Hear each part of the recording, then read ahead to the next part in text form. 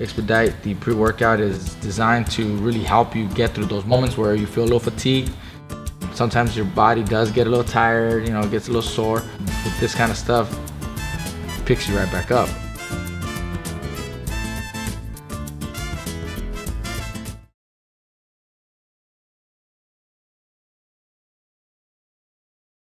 Final subject, I just want to get your analysis on the heavyweight fight that's coming up, Andy Ruiz and Anthony Joshua.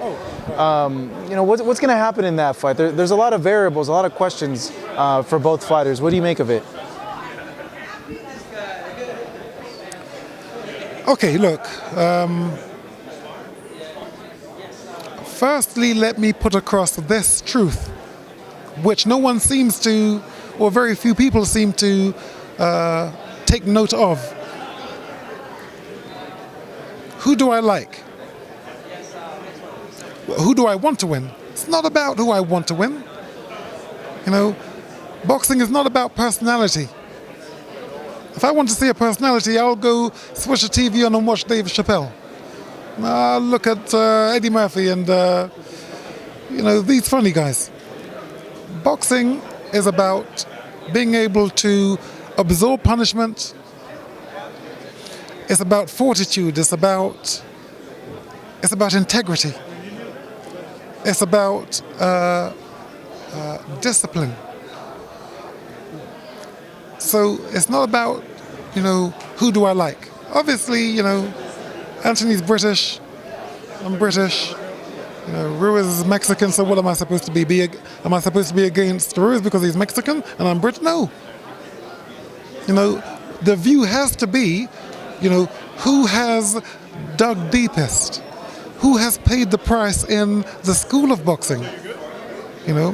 So if you have junior school, secondary, college, university, you become a professor, you become a doctor.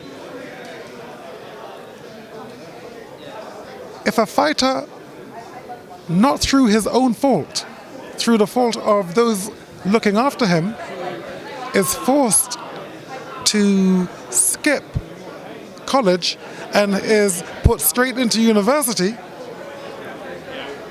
what do you expect to happen when he meets a guy who has gone through all the schooling aspects of boxing? I'm going to say it to you like this, and I'll say it short. At 16 fights, Anthony Joshua was given what looked like a gift: Charles Martin and an IBF championship. Remember, you're still in secondary school, son. So you win this fight, and then effectively you're in university. But what happened to college? College is a 4-year course. You can't make it up in 5 months. You just can't. So let me leave you with that. And it's not really difficult to work out. Okay? At this, no, my audience may not know this, or the audience may not know this.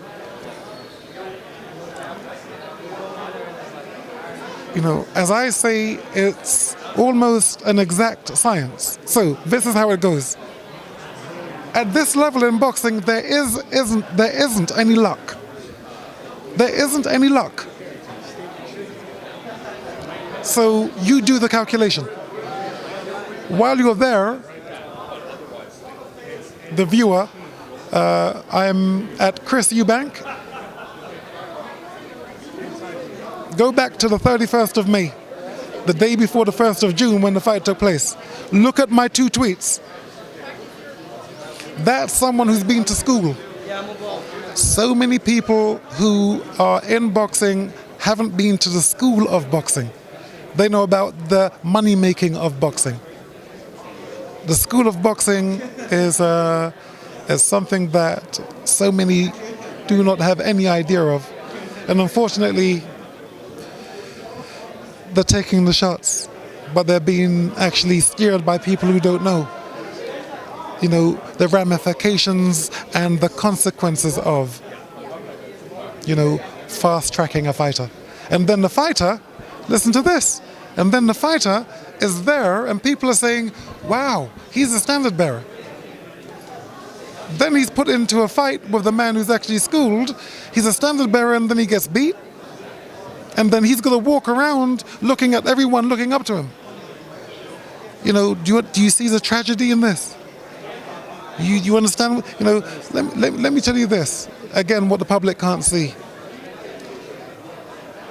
The solitude, the loneliness of this position. You know, as I said earlier, you know, when you take on the position to be a boxer, a fighter, you effectively sign up for a life of solitary confinement. It is real. You know, not for me. Help my fighters. Help my guys. You know, the position is huge. The responsibility is too big for them, which is why they sometimes implode. I can remember a heavyweight. He won the championship of the world from, I think it was Klitschko. He imploded. The responsibility is, the magnitude is huge. It's gargantuan. You know, all this responsibility. And remember, these guys are not coming from, you know, universities. But we have been put in front of unions at Cambridge and Oxford and Yale and West Point. We're talking to these very educated young men and we're inspiring them. And all we know is how to box. We don't know about education and history and finance and law. We don't know. The responsibility is possibly too much to carry for people who are not schooled. And with that, let's close this interview. Chris, I could spend hours and hours speaking to you. I feel I learned something new every time I talk to you. Thank you so much. It's certainly an honor always to see you and speak to you. Chris Eubank Sr., Marcos Villegas, here in Las Vegas. Protection serve.